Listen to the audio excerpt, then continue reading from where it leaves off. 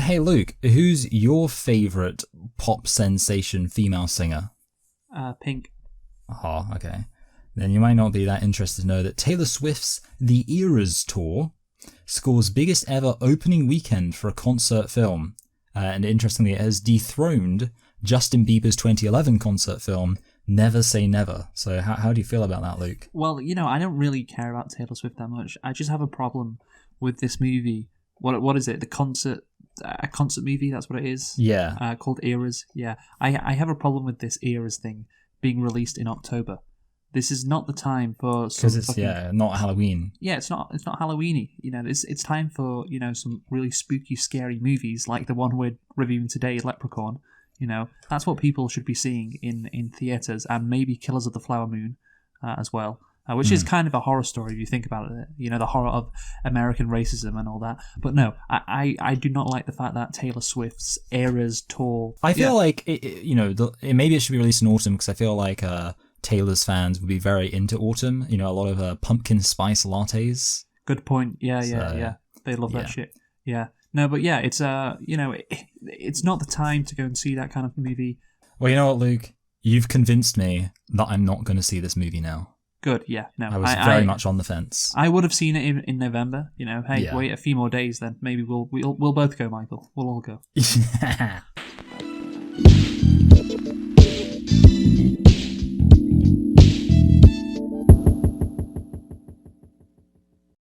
Hello and welcome to Select and Reflect, the movie review podcast where we look at films that have come out in the near and distant past, we give them a couple of watches and evaluate them beyond first impressions. I'm your host Michael and I'm joined as always by my co-host Luke, and this week we are continuing Spooktober by looking at some horror films, and we're looking at and celebrating the 30th anniversary of the movie Leprechaun. So Luke, why don't you tell us a thing or two about the movie Leprechaun? Yes, Michael, of course, we're continuing... You mean of Cornst? Great. So, yes, we are continuing this Spooktober thing we're doing. Of course, last time we did The Exorcist. That was its 50th anniversary, and we're doing I guess a similarly, heralded horror movie. Yeah. Equivalently regarded. Yeah. Oh, yeah. Extremely well-regarded. Leprechaun. Yeah, just things, in October just keep getting spookier, like the movies we do, they keep getting scarier. I know, yeah. And yeah, how do you top The Exorcist? How about a bit of Leprechaun? So let's get into it. The 30th anniversary of Leprechaun is this year, like you said, Michael. It is a 1993 American comedy horror film, written and directed by Mark Jones and starring Warwick Davis in the title role. No, it doesn't That's even funny. Doesn't even rhyme, little and title, but no. Similar letters. With Jennifer Aniston in her film debut. So there you go. There's something. I kind of could have expected that in a way. I was thinking to myself, she's obviously, I already knew that this Friends was 1994, wasn't it? Yeah, I believe it started that year. Yeah. Yeah, so I was like, well, this was pre-Friends. She can't have been that famous before now, and she's pretty young. Yeah, this would have been filmed in 1992. Yeah. So yeah, it was 2 years before she made her debut on Friends, which of course catapulted her into becoming one of the most famous actresses on the planet. And this was her start in movies, at least. So, Michael, the movie, of course, is directed and written by Mark Jones, stars Warwick Davis, Jennifer Aniston, what a pairing that is, Ken Olant, Mark Holton, and Robert Gorman. The movie was released on January the 8th. Huh? Yeah, that's what? That's not very scary. I know, right? Look, I can imagine two good release dates for this movie: Halloween, so October, or Irish Day. What was it called? St. Patrick's Day. Yeah, Irish Day. That's what it's known as. Yeah, St. Patrick's Day, which I believe is in March, from what I can remember. That's right? Yeah, it is. Yeah. So, okay, release it in March or release it in October. Don't release it in January. Come on, what are you doing here? But anyway, and January the 8th as well. But can you tell me, Michael, what was the budget for Leprechaun? Well, obviously you've already said film debut. I don't recognise any of the people in this really, apart from Warwick Davis. And I don't think that they paid little people very much back in the day. I think the answer was they should be lucky that there's even films being made about leprechauns to their benefit. Would you say he got paid a little amount then? Yes, I think he did. And also, I can't imagine the budget was very much, so it should have been very low. Like, really low, really. Shit. 6 million. Oh, wow. See, I thought you were saying really low because you were going to go under 1 million. I was thinking, like, I wasn't going to go under 1 million. I think the lowest I would have gone was maybe like 2 million. Okay, well, then you would not have been less than half because the budget is actually only $1 million. So, yeah, you went more than double, which is unusual for you, Michael. Oh, yeah. But yeah, there you go. So, can you tell me then how much this made at the box office? Well, let me preface this by saying I really have no idea at all. Okay, there were sequels made for this movie. Having said that, I guess it wouldn't have had to have been that successful for them to be like, oh, might as well make another one based on a budget of $1 million. Shit. Fuck. I think... Okay, what are you going to say? This movie, it says on Wikipedia, is a cult film. It is not a cult classic. I don't know what the difference is there. But it is a cult film, so maybe that plays into your thinking. I was going to go for like something like 15 million. You have not gone more than double this time because it's only 8.6. Oh, good. So yeah, but you're still quite a bit off. I was considering going for 20 million, so I'm happy that I went the wrong amount. Yeah, that's the thing. This movie did spawn a lot of sequels, which we'll get to. That is one of my lit picks, the sequels. But yeah, $8.6 million box office, and of course a $1 million budget. So that's a success. And of course, the reason why we are reviewing it, it's been 30 years, but yeah, this is quite a fun movie, of course. And the sequels, I think, are we of course aren't reviewing the sequels, but some of them are, have a I guess are notorious. Maybe is that the best way to put it? Yeah, I think yes. That would make sense. Overall the concept is quite fun. It's funny because shall we reveal what horror movie we're doing next for Spooktober and our final Spooktober movie? Yeah, why not? Yeah, I think that would make sense. Yeah.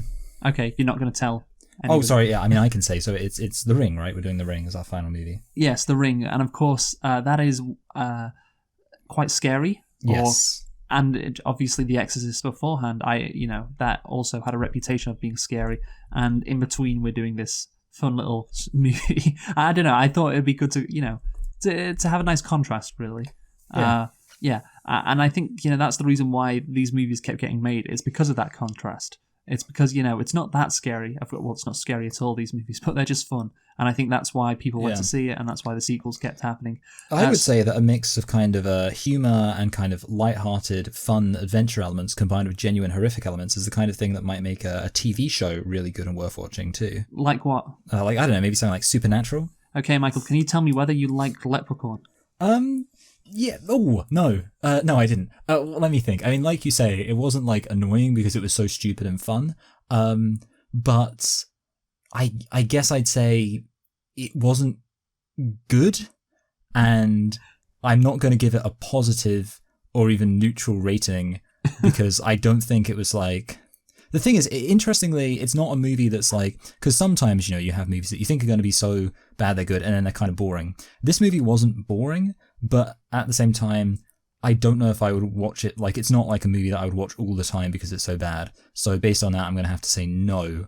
And certainly, no matter what, it's definitely not good in anything other than an ironic sense. Yeah, I mean, it's not a good movie. That is clear. And yeah, it's not average. It's actually quite a poor movie, and you can tell that by the runtime. It's barely feature length. Yeah. What was interesting about that, just to jump right to the end, is that it felt like they spent a decent amount of time stretching it out, but then the movie wraps up pretty rapidly. Yeah, I know. My memory, yeah.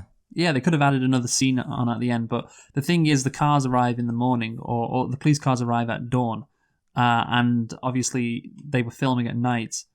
So yeah, the whole, obviously the last half of the movie is all at night. So it's like, oh yeah, that if you want to film at dawn in the morning, okay, that clearly is something that was probably added on. And yeah, they didn't have any of the actors there, I imagine. So yeah, that is why I think things wrapped up kind of quickly. But yeah, I think overall this movie is, like you said, it's quite bad, but the saving grace is Warwick Davis as this leprechaun. Yeah. Oh, I'm not gonna lie. Actually, I did spend in the run up to watching this movie. I kept pretending to be a leprechaun to the annoyance of my wife. I'd just be like, "All right, no, I always go Bristolian in my initial time. "Oh, Tita, going to get me. "Oh, can we watch the Leprechaun movie now? It's a really great movie." Oh, where's me pot of gold? Me pot. Yeah, like anytime. Oh, I was like, "Oh, where did you hide me remote? You won't deny me my remote now, will ya?" See, that's fun. Yeah. And like Warwick Davis gives a really entertaining performance as this leprechaun, and it's just so fun whenever he's on the screen. Of course, like there's other elements like the plot and like the other characters, which drag things down a bit. But like whenever he's doing shit, this leprechaun, and Yeah. oh, where's me gold? Oh yeah, oh it's not nice to steal leprechaun's gold before he kills someone. Like, oh yeah, it's fun. When he kills. Oh, sorry, I don't want to jump ahead, but yeah, I tell you what, it's a shame that Peter Dinklage doesn't think that people should be allowed to see movies like this. Well, we're gonna get into that when discussing Warwick Davis and of course Peter Dinklage as well. Obviously, he's a dwarf, and this role is perfect for him. But yeah, he gives a really great performance. He really goes for it. It's entertaining. That's the thing. Like, it's this movie when the leprechaun is on the screen going, oh, I'm gonna get you now, and he's like, it's fun, and that is again the thing that makes this movie like watchable. Is those moments. I will say I almost could would have had some respect for this movie if they tried. Like, it would have been interesting to see someone try to make a movie called The Leprechaun that would have tried to be genuinely, sincerely like a scary quality horror movie. But I think I don't think anyone can deny that they went for the much more likely strategy to succeed of basically making it as goofy as possible. Yeah, I mean, that's what they had to do, and I think the initial intention was to make it more of a horror movie. But I think there was a realization like, oh yeah, this isn't going to work if we play it straight. The leprechaun has to be, as you said, goofy. That's a good word. He has to be, like an old-timey guy. Like, where's me Lucky Charms? No, he doesn't say that, of course. No. He does it. Well, he rejects the Lucky Charms, presumably because he thinks they're stereotyping the Irish, and that's offensive to him. Yeah, that would be incredibly offensive to stereotype the Irish. Yes. So anyway, Michael, have you got any nitpicks? I have one nitpick, Luke. Okay, you go first.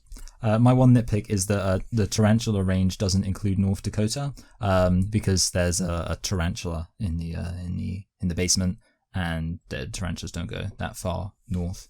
And interestingly, actually, it's relevant because we have like those big huntsman spiders in the UK, like just the big ones. Oh yeah, yeah. Well, I'd always thought of the UK as being a relatively non-spidery kind of place, but according to my wife, she's never seen a spider that big. Now, she obviously lives towards the north of America in Maryland. But yeah, she's like, I've never seen like a spider that big before. So that just confirms my suspicion that they don't have those big spiders in North Dakota. And I looked it up, and yeah, they don't. Okay. But it's interesting because there is a line about like they were supposed to be in New Mexico. So I'm almost like, I don't know if that could possibly make any sense. Yeah, I mean, obviously. Maybe at some point in an earlier draft, it was New Mexico. Yeah, I have no idea. But they're in North Dakota, by the way. What did I say? I can't remember. Well, let's say I probably said, all right, yeah, coolly. No, I wasn't disagreeing with you. Good. I was just saying they're in North Dakota. But I thought, yeah, sorry, I didn't. Maybe you said that. I'm not sure. But anyway, I have two nitpicks. Ooh. I love it when the leprechaun sees that cereal box with a leprechaun on it. It's like, oh look, a Lucky Charms cereal box, although it doesn't say Lucky Charms. And he says, actually. Yeah, and he says, oh, Dad, like that. So is that me, sense. Dad? Yeah. It is a good joke. I mean, I think you could say that maybe we could have come up with it as well. I don't think we should undersell ourselves. I don't think it's an impossible joke to come up with, but I think well done them for doing it. Okay, and then of course, my other nitpick is not connected to this movie. Well, it kind of is. It's the sequels to Leprechaun. How much do you know about these sequels? I actually only really just know that they exist. So this is the Pot of Gore collection, as it says on the poster. Oh, okay, yeah, that makes sense. So there are 1, 2, 3, 4, 5, 6, 7, 8, 9. Oh, sorry, there are 8 Leprechaun movies, and apparently there's going to be an untitled Leprechaun reboot coming in the future. Oh wow, love that. Yeah, who knows what's going to happen there? But so the first movie was released in '94. Then you had sequels in the first movie was released in '93. Sequels in '94 and '95, titled Leprechaun 2 and 3, and then Leprechaun 4 in 1997 was Leprechaun 4 in Space. Huh? Okay, that's pretty good. I mean, I always like when they decide to take these guys into space. Who terrorizes a marine crew aboard a spaceship in order to retrieve a princess he intends to wed. Good. Wow. That's great. But, I like that that's his motivation. But the thing is, it gets even better, Michael. Okay. Because Leprechaun 5 is called Leprechaun in the Hood. Oh, wait, you know what? I do know that. I remember Leprechaun in the Hood as a concept. Yes. He searches for his magic flute that 3 hoodlums stole and kills anyone who gets in his way. Yeah. Wow. Yeah, well, how about that? Can I say this? Green Lives Matter. Go on. We stand with the Leprechaun in his mission. Then, of course, there was the 2003 movie, the 6th film in the Leprechaun franchise, which is Leprechaun Back to the Hood. Good. I love that. Yeah, so the film has a villainous leprechaun rampaging through an urban area and killing anyone in his path while looking for his gold, which is stolen by a group of youths who are using it to fulfill their wildest dreams. So yeah, and that was the first movie to be released by Lionsgate, by the way. All the others by Trimax films, by the way. Sorry, Trimark, not Trimax, my bad. So yeah, then you have in 2014 Leprechaun Origins, and then Leprechaun Returns in 2018, which I don't believe were cinematic releases. So yeah, Okay. I think things kind of died after Leprechaun Back to the Hood. What a tragedy. Yeah, I know. But look, one day we will review, hopefully, those Leprechaun Hood movies, because that interests me quite a lot. Yeah, actually, I'm quite interested. Yeah, to see how the Leprechaun interacts with the urban youth of America. There could be some very fun comedic moments there. That sounds like a very 2000s thing. Yes. Just probably quite offensive, but fun to look back at, Yeah, I mean, I'm not gonna lie, I'm quite excited. It's just annoying there's so many damn horror movies. I wish that we'd seen every single movie so we could just get straight to the Leprechaun movies right away. But I know. Hopefully at some point, before we've seen some other like really classic horror movies that we should like review, we're going to end up reviewing the Leprechaun in the Hood movies. You just know that's going to happen. Yeah. By the way, Leprechaun Origins was released in theaters, but I don't think it grossed anything. So yeah, Leprechaun, the film series, what an iconic film franchise. More iconic than the Exorcist film franchise. Yeah, easily. Yeah. So, Michael, let's get into Leprechaun, this movie. So, the plot. Warwick Davis plays a vengeful leprechaun who believes a family has stolen his pot of gold. Oi, I want me pot of gold back. Oh. As he hunts them, they attempt to locate his gold to mollify him. Originally intended as straight horror, Davis injected humour into his role, and reshoots added increased gore to appeal to older audiences. You needed that gore, otherwise it wouldn't really be a horror movie, really. And of course, you need the humour. Like this movie relies so much on Warwick Davis as this leprechaun, again, to be like watchable. Those are the only entertaining moments. So and of course, in terms of the plot, it's just a group of people who are trapped in this house, a group of young people who are trying to evade this leprechaun who's terrorizing them, which is it's a fairly standard like horror I guess premise, just with this crazy little monster running around. I was surprised that they even went for swearing in this movie, because this falls into the category of one of those movies that's like could easily be like baby's first horror movie. Like you could, I think I've mentioned that about like another movie we reviewed at one point.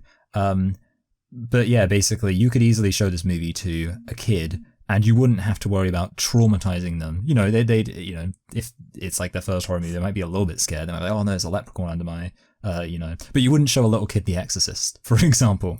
So I'm actually surprised that they even went for the swearing. But I think they did that. I assume this movie would probably be like considered a PG-13 by like American standards.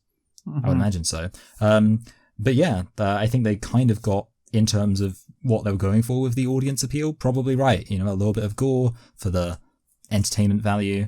And I mean, it would have been interesting to see if they tried to make it a genuine horror movie, but I can't imagine it would have been successful.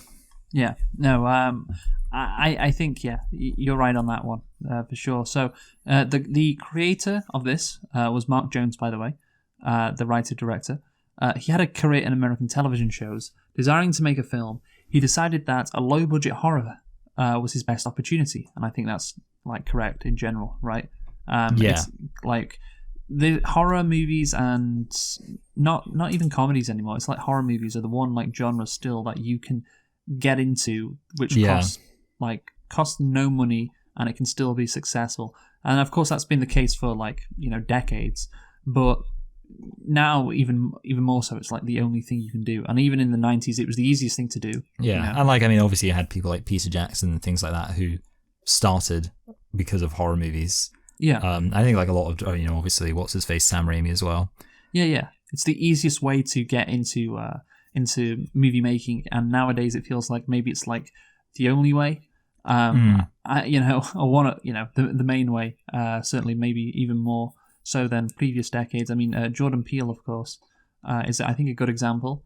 I can't his first movie was Get Out. Now he clearly likes that kind of stuff, but I think it was probably easier for him to make a movie like Get Out than if he wanted to do like an action movie, Yeah, definitely. Yeah. So a low-budget horror film was his best opportunity. Jones was inspired by the Lucky Charms commercials to create a Leprechaun character.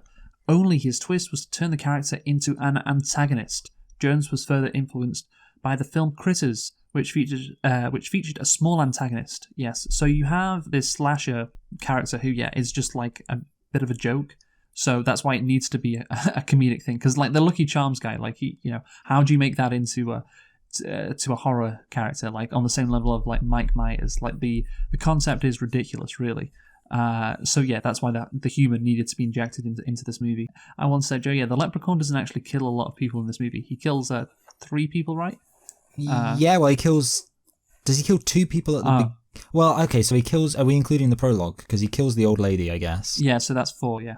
And also, are we saying that he kills the guy who he... Oh, yeah, he does, because obviously he's in the lift. Sorry, I completely forgot about that. Yeah. Yeah, of course, it's kind of funny how, like, randomly he kills people. Yeah. Like, I mean, I guess it makes sense, but, but like, that coin guy, the guy who reviewed the coins barely did anything. Yeah, I know. None of the main characters die. There's the 4 main characters. There's the mentally challenged man, there's the little kid, and then there's the guy who's like the stereotypical like, oh yeah, no, I'm the guy who's going to sort everything out. I'm the leader. And there's Jennifer Aniston.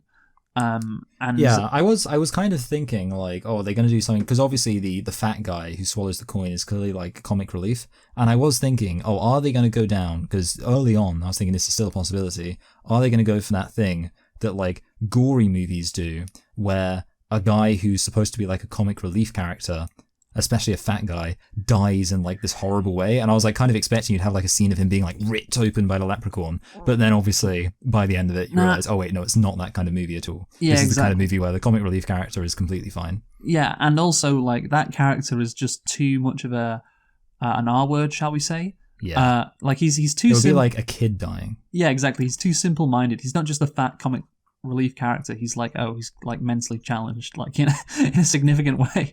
So I didn't think anyone was going to die. It just seemed like that wouldn't make sense with the characters. Obviously the dad could have died potentially, but they send him off to the hospital. So he doesn't even die. So I think now we should get into this movie. Michael, are you ready? Yes.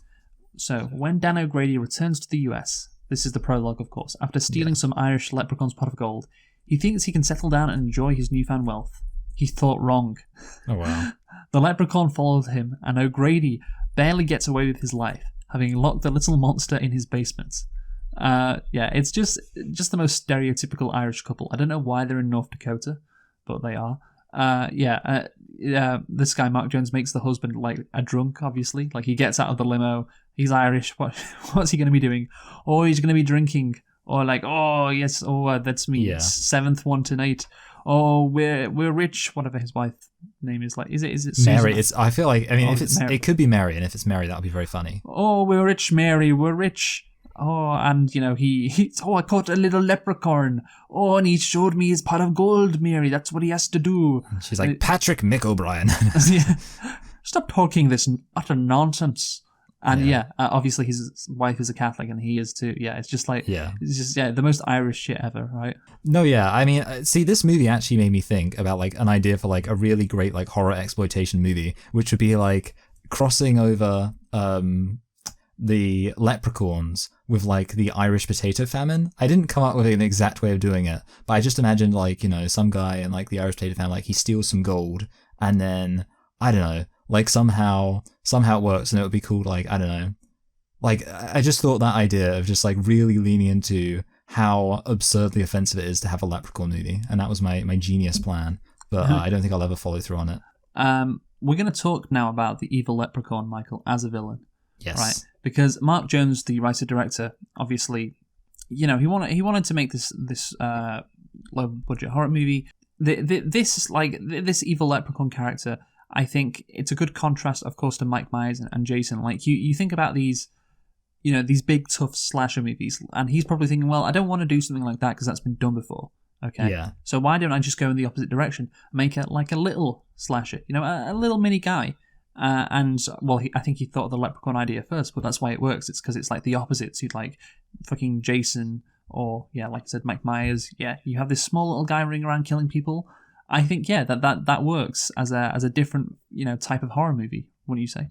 Yeah, absolutely. And it's not a terrible idea in terms of because obviously he's got magical abilities, so it doesn't have the annoying issue with Halloween where as it goes on you're like, how the hell is Mike Myers even alive anymore? They're really pushing the idea that this person's like just a regular human being. They're just like, he's got magical powers. And I think sometimes, actually, if you want to have a good horror movie, maybe magical powers isn't a bad way to go. And I also think, there is that logic of, having just a guy who's just like a big guy that kills people.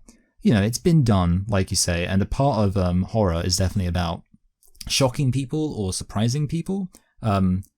So, obviously not every single movie is just going to be about the most physically intimidating person. Sometimes it's creepy if you've got somebody who's, not so intimidating. Yeah. I think the leprechaun character itself, was creepy. That's a good word. I need to look something. I want to look up, when did Child's Play come out? Because I was thinking to myself, it's interesting. Okay, so Child's Play was 1988, I think was the first one. Seems to be what it says. So 5 years earlier. Yeah, because I was just thinking to myself, like, obviously that's got a thing of like, and I think Child's Play is much more of an objective kind of like, it tries to be a lot more horror-y.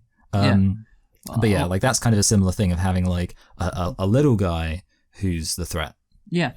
So more on this character. So Jones stated he began writing the script in 1985 and spent a long time developing the leprechaun character, which he initially envisioned as a horrible, murderous creature, but which became a more comedic and developed character before filming began, which I think was definitely necessary.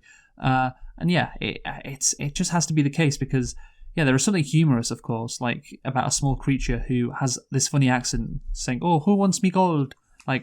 Running about. So if you were just to make it a horror movie, it wouldn't work. And it would, to be fair, I don't think it would be taking advantage of the concept they created. Like everyone knows about these horror movies with these slashers where it's straight horror.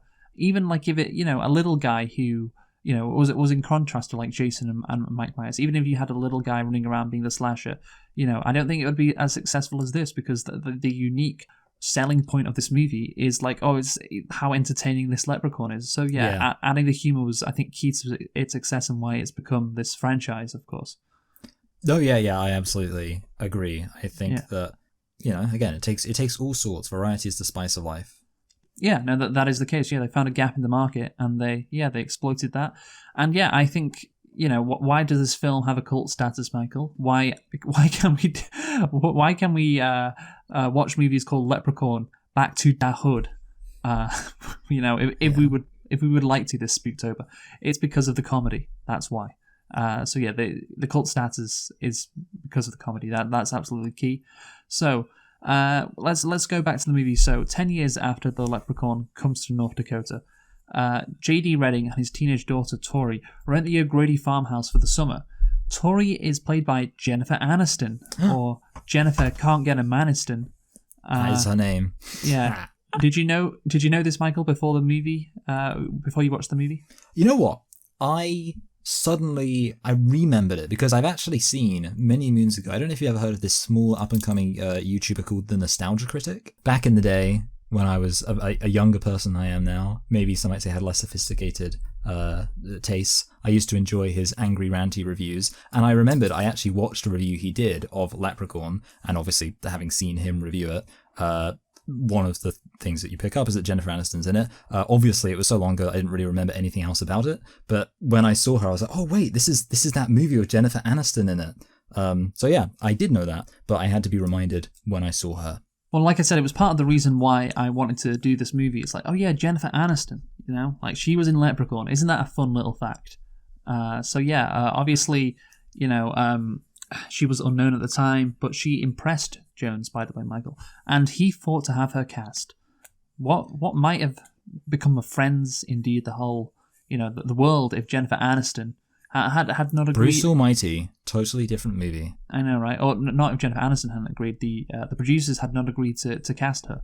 Yeah, and I like this, by the way. Luke Thompson of the New York.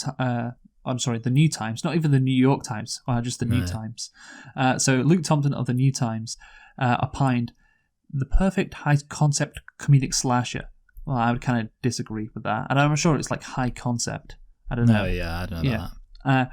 And it's still Jennifer Aniston's best film to date. I don't know when he wrote that, but I imagine it was after she became like one of the most famous people in the world. But yeah, and like I don't know how many films she's done, to be fair. So well, she was in that rom-com with Vince Vaughn, I remember. Oh yeah, I can't remember what that was called. It's just so funny that like Vince Vaughn was in a rom-com. Yeah. Like that's funny. God, like we've done rom-coms before on this channel, of course. And like there are like various 20-year anniversaries coming up for like famous rom-coms or 25-year anniversaries, because you know the late 90s, early 2000s, that was when every single movie was a rom-com. And yeah, she was in like one. I just remember the one with Vince Vaughn, which was just like very shit, which she did, which is funny. But whatever. Basically, Jennifer Aniston. Yeah, maybe this is her best movie to date, because like I don't think she gives a bad performance, honestly. No, yeah. Yeah, so there you go. Yeah, she does a good job in this movie. The thing is, why is she visiting her dad for the summer? You know, she says, I can't believe I have to leave Los Angeles. And that is never explained, but whatever. Like, you get the gist. Like, she's meant to be this girl who's not from around here. But then she kind of, like, that doesn't really affect her for the rest of this movie. So I don't know really what the point was to set up her character that way, you know. Yeah, she also, like, doesn't like killing animals. Does that come into it later in the movie? No, Michael? It doesn't. No, I think it's just because, I don't know, maybe Jurassic Park, which came out no, that makes sense. I was going to say Jurassic Park had someone be a vegetarian randomly, although there is actually a point there. No, yeah, I think it's literally just like, well, she's got to have some kind of attribute. She's a weirdo from like LA, from California. She's not like these good old like normal Americans. Oh yeah, that's it. Yeah, there is that reference to California. So well, that's what I just said before. You know, she's from Los Angeles, and it's like, but that's the thing. You know, oh, she's not from around here. She has different values to people in North Dakota. But that never plays into the movie at all. So I don't know what the point of that is. Basically, is what I'm saying. Do you understand? No, yeah. I guess it's just because it kind of reminds me of in The Hills Have Eyes, where you have that guy who's a liberal soy boy cuck, and then in the end he learns to use a gun to save his family. Well, there was a point to that. Yeah, so I guess that's the key thing. So she should have used a gun to save her family. Yeah, she could have like killed an animal at the end, you know, to like save. I don't know how that would figure into the plot, but like, you know, there's got to be a payoff, and there's no payoff. So contract workers Nathan Murphy and his brother Alex, and their dim-witted friend Ozzy. Wow. That's one way to describe the condition he has. Help repaint the farmhouse. While looking around the basement, Ozzy hears the leprechaun's cry for help and mistakes him for a little child. He brushes the old four-leaf clover off the crate, freeing the leprechaun. So that is all it took to free this leprechaun, the four-leaf clover being removed from the top of its box? Yeah, you know, it limits their power.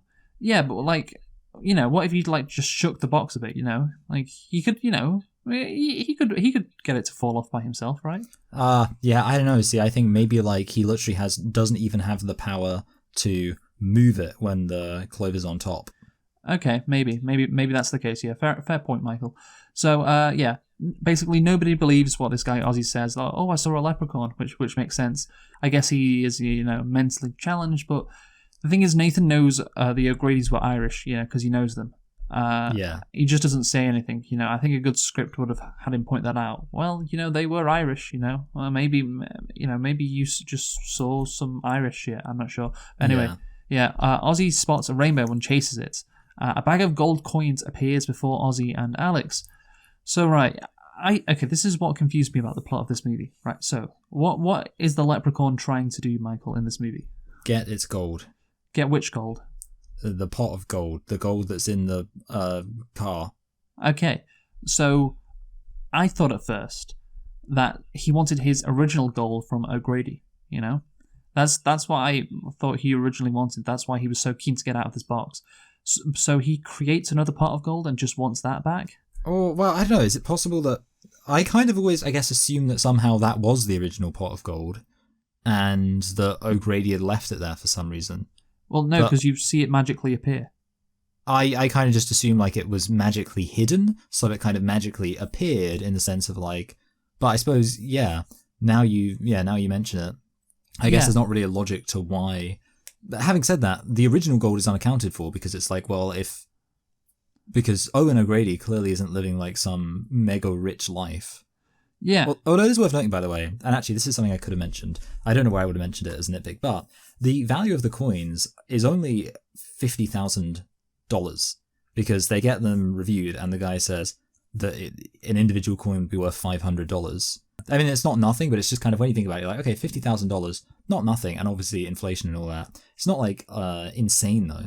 Yeah, I mean, I guess so. Yeah, maybe that's a nitpick actually, Michael. You should have. Yeah, that's just like 2 years' wages. Yeah. So initially, I thought the leprechaun was getting these guys to take this gold, and then they'd go to a pawn shop. So, then he can see, oh, this is where my gold will be. Maybe my gold will be at this pawn shop. Like it's bait. But no, that's apparently not the case. So maybe he's forced to create this gold because there's a rainbow. But I thought he created that rainbow because it just appears all of a sudden, Yeah. Like, it's like, oh, the rainbow appears. Oh, the leprechaun's doing that. So is the leprechaun not doing that? And I'm not sure. It's not... I was very confused throughout this movie in terms of, like, is that... I never considered it was the original gold that O'Grady had, basically. I never thought that would be the case, but that is a possibility, I guess. So, of course, they go to the hospital. Let's talk Warwick Davis now, Michael. You like Warwick Davis, right? Yeah, I think he's a respectable guy. He's been in a lot of stuff. He's a real OG of the industry. Yes. Basically, he had experienced a dry spell after playing the protagonist in Willow. And he liked the Leprechaun script and was excited to play against type. So I guess in Willow, he was a good guy. Now he's an evil guy. And apparently you think he would... maybe be a sex pest as well. So this role fits him very well, right? Yeah, it does. I think that he is kind of... I think what's definitely true about Warwick Davis is he has a sense of humour about the fact that he is a little person. So I think that a role like this, where he's really kind of hamming it up as a leprechaun, very much works. But I like how you just skipped over what I said about you. You know what, Luke? I'm not gonna lie. My headphones, very briefly, I knocked them off my head.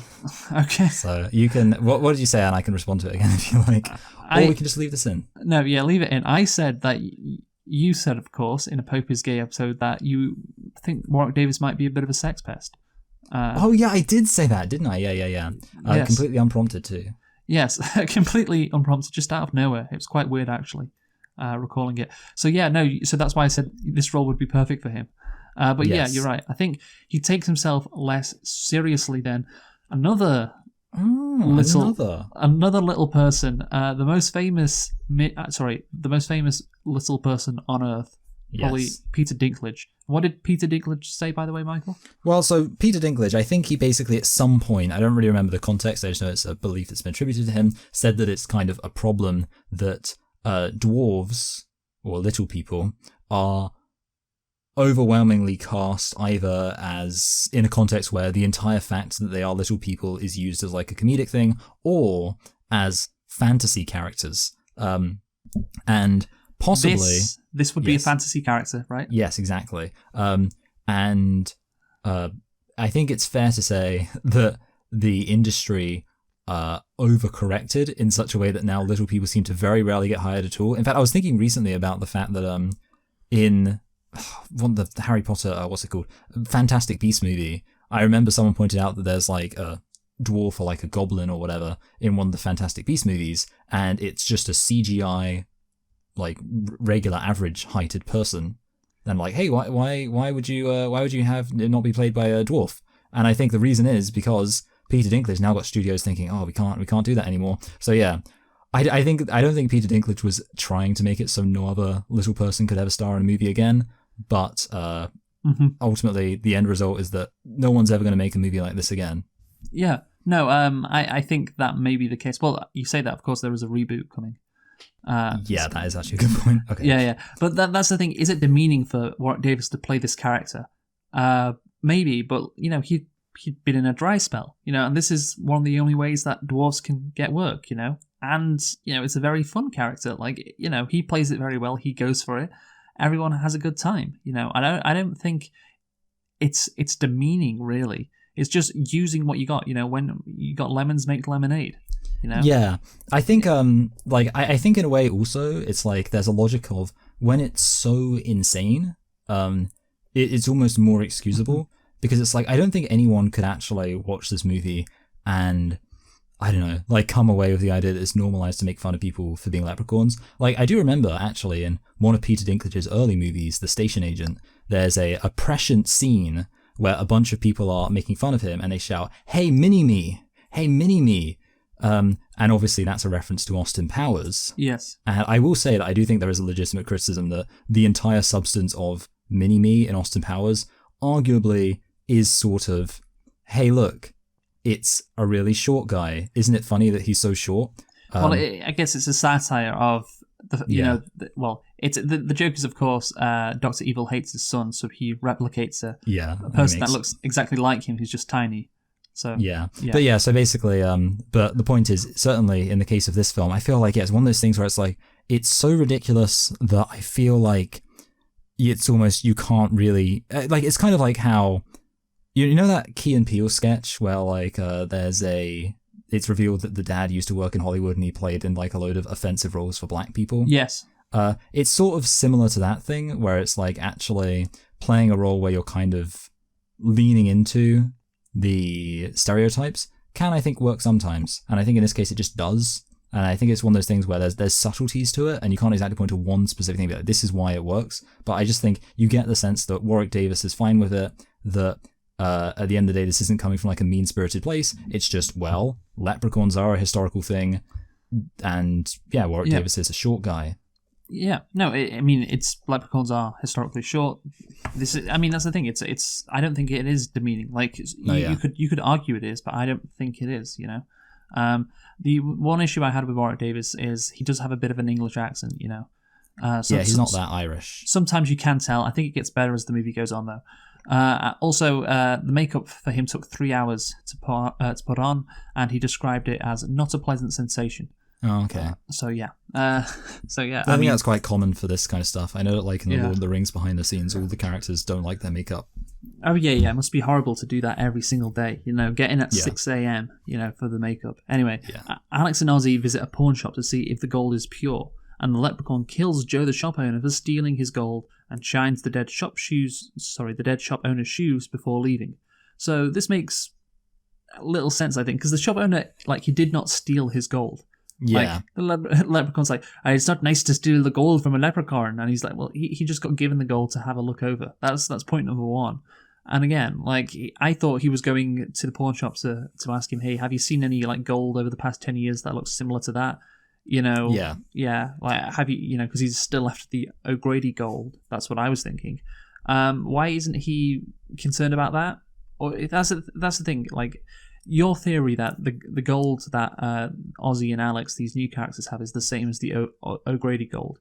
That makes sense, because otherwise, like, why would the gold matter so much to the leprechaun if he can just create new gold, Yeah. Whenever there's a rainbow. Like, yeah. So, at least we get a kind of a creative kill with the pogo stick, right? No, yeah, that's the thing. Like, and obviously it's a very stupid kill that doesn't logically make sense. Yeah. But that's fine. Is it the only like gimmicky kill he does? I don't think he does any of like kills that are like. Even then, there's nothing like he should have drowned someone in Guinness or something. Yeah, just more Irish shit, you know. Yeah, Drunk some whiskey in and like made a flamethrower. Yeah, I don't know how happy Guinness would have been with that. Yeah. But anyway, the leprechaun fixes himself a small go-kart and goes back to the farmhouse. Getting pulled over by a police officer on the way back for speeding, the officer gets chased by the leprechaun into the woods, eventually getting killed in the process. So obviously this is the third death. It's the penultimate death in the movie. And we don't even see the fourth death, of course. And I think it's a good time to ask, Michael, is this movie scary? And I don't think it is. What a tough one. Yeah, obviously it's not. And Leprechaun, the thing is, he isn't scary, he's just funny. You said it's like baby's first horror movie. Maybe if you have never seen a horror movie before, you would find this kind of scary. Yeah. But that's the thing, that can work. That can be entertaining. Like, it's fine if your horror movie isn't scary if you have an entertaining character like this leprechaun. That's perfectly acceptable. Like, the concept of a leprechaun is kind of funny in the first place. Like, it's kind of a ridiculous character without it being evil, and then you make it evil. I'm sorry, you've got a good thing going there, as long as you make it humorous. So, I mean, it's fine that it's not scary, right? It's absolutely fine. Yeah. I think, again, this movie would have been very different if they tried to make it scary. In a way, I would kind of love to see. Like, if a movie managed to make a leprechaun story actually scary, or at least, scary, like approaching scary, I would genuinely be impressed and probably give it quite a high rating just for going for it. But no, I think definitely being like, well, let's just make him goofy is a very viable strategy that makes sense. Yeah, and look, when he kills that police officer, what does he say? Do you remember? Oh God, I can't remember the exact line. No, he says, "Now that was fun." Or, oh yeah, that's it. Yeah. Now that was fun.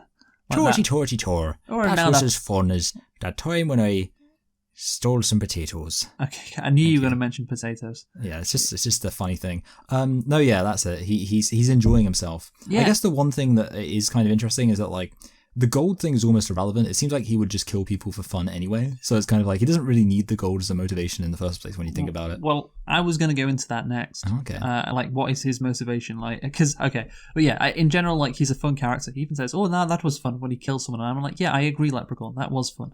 And that's all this movie needs to be, really. So the group drives back to the farmhouse after visiting the hospital and find it ransacked. So Nathan goes outside where he is injured by a bear trap set by the leprechaun. The group fights the leprechaun outside, ganging up and beating him with sticks before Nathan shoots it.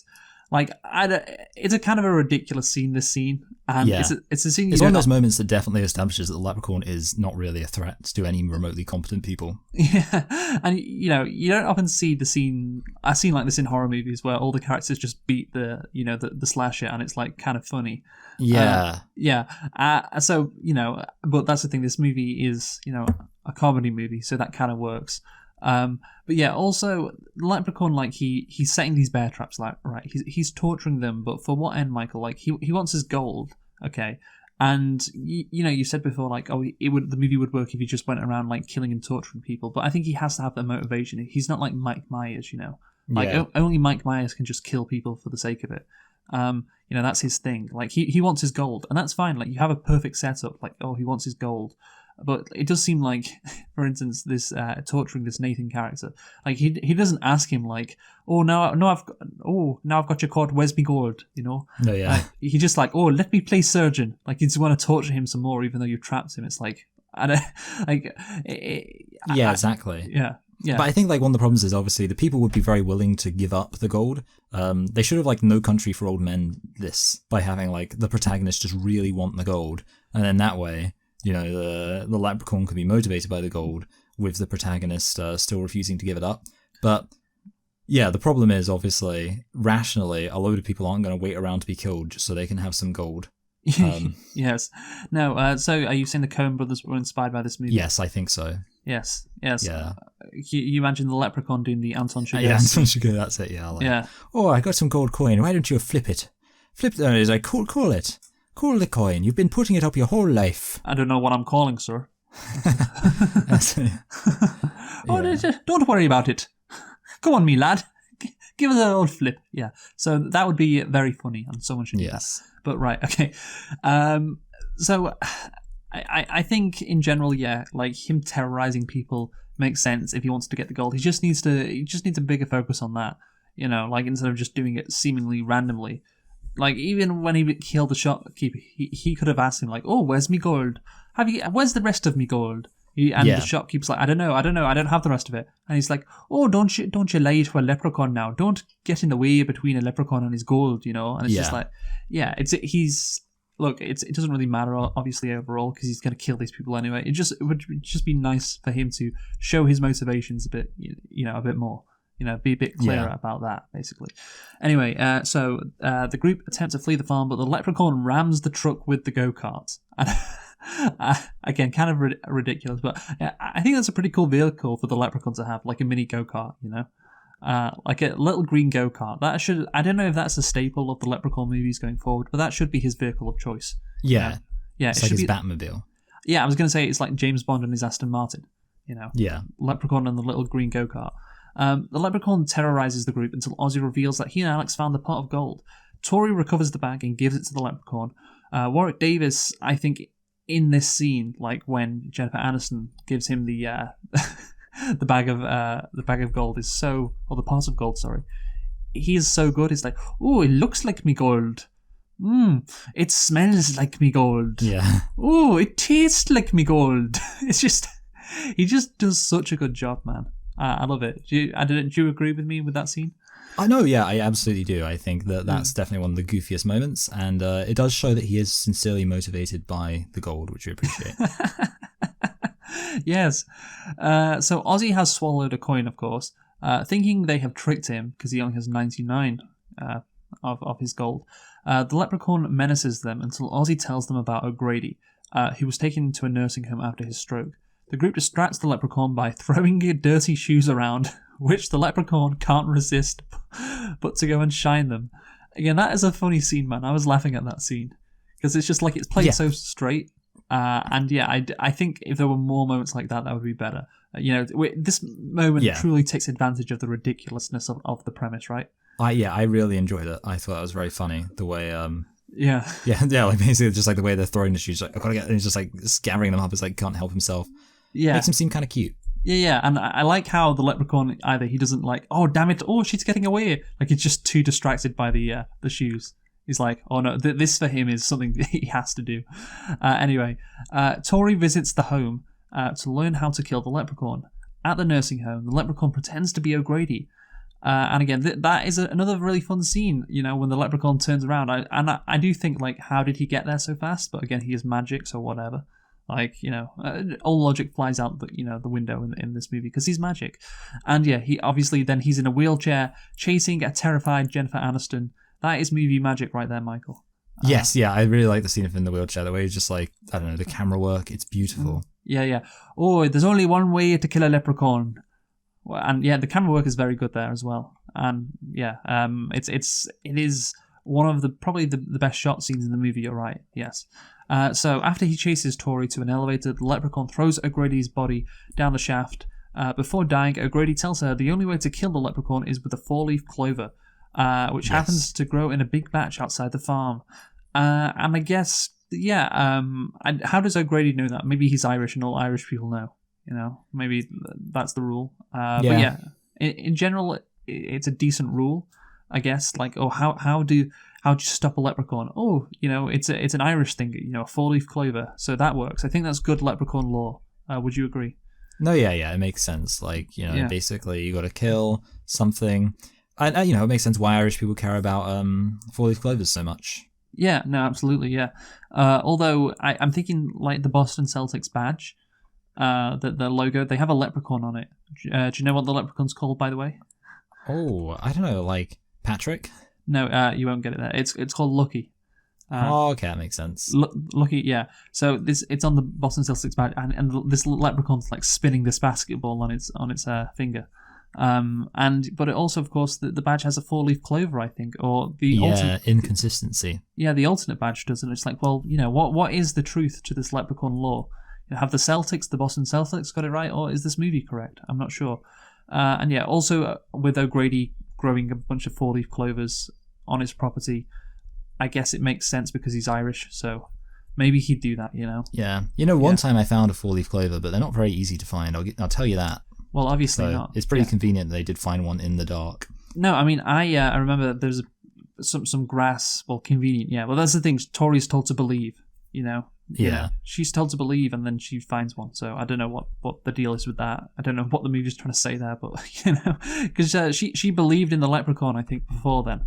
Yeah. Yeah. And she didn't for a long time. Then she did. So it's like, okay, well, I don't know what the movie is trying to say then. Anyway, Tori returns to the farmhouse where she searches for a clover until she is attacked by the leprechaun.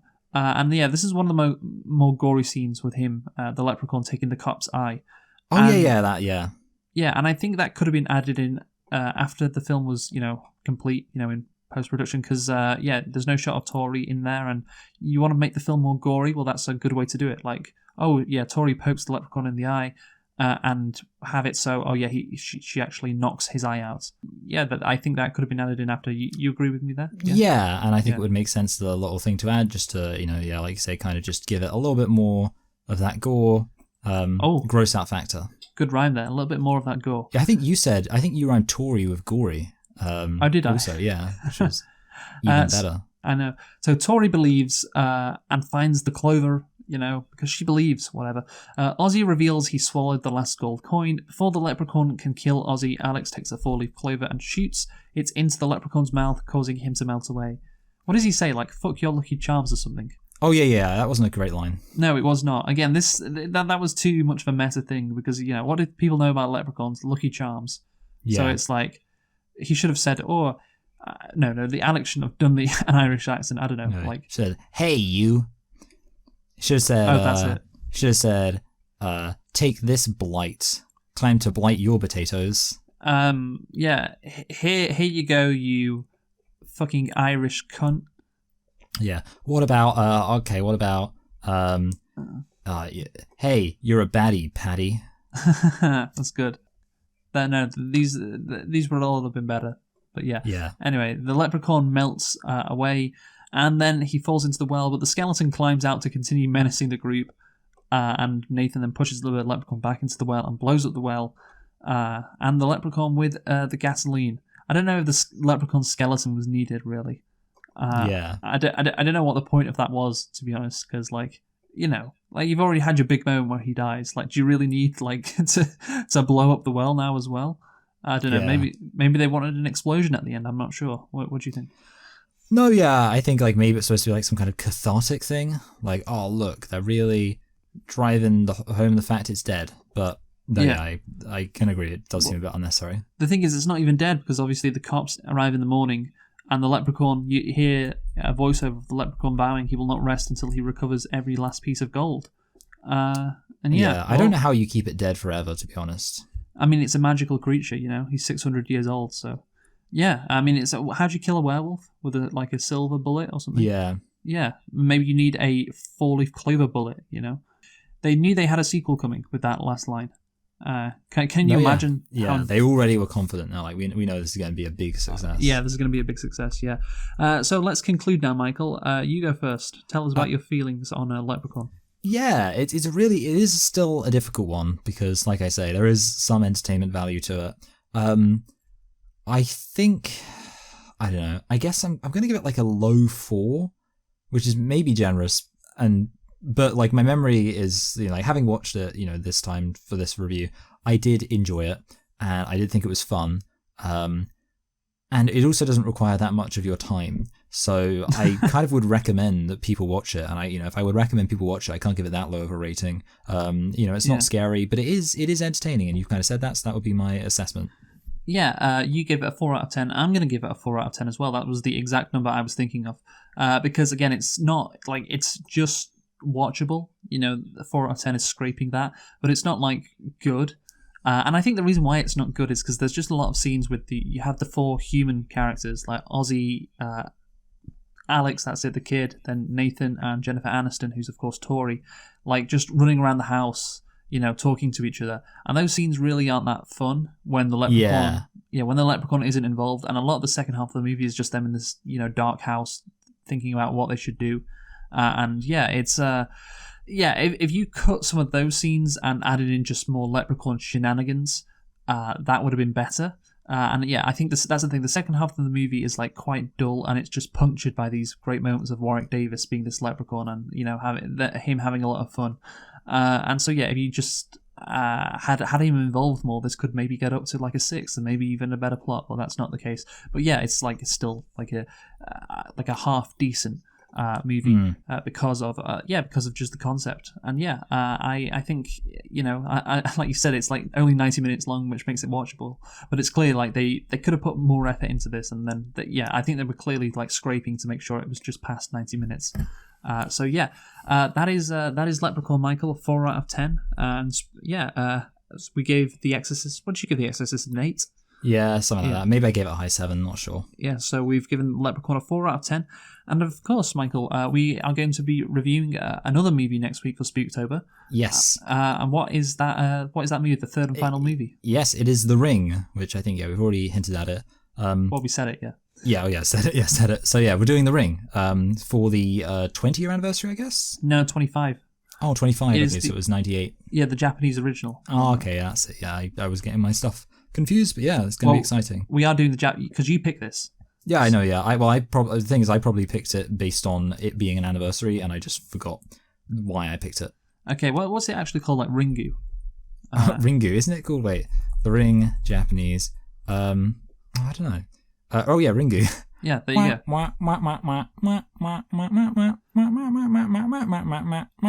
That's the Pingu theme. Or maybe they should do like an evil penguin movie. Oh my god, yeah, that'd be great. Would that be fun? Right. Anyway, So we have been selecting and reflecting on Leprechaun. Can you give me one last impression of the Leprechaun, Michael, before we go? Did you steal my gold? If you stole my gold, I'll get you. Yeah, that's good. That's good. Yeah, just that for 90 minutes would have made it a better movie. But yeah, unfortunately, it's not like there's not enough Leprechaun, because there's a decent amount. It's just like that's the only good thing about the movie. Yeah. So there should have been more. But anyway, so that is us selecting and reflecting on the 1993 horror classic Leprechaun. And join us next time for The Ring, a very different movie like the one before for our final Spooktober. Film review. So who have you been, Michael? I've been Michael. I've been Luke, and thanks for listening. And yes, see you next time. Goodbye. Goodbye.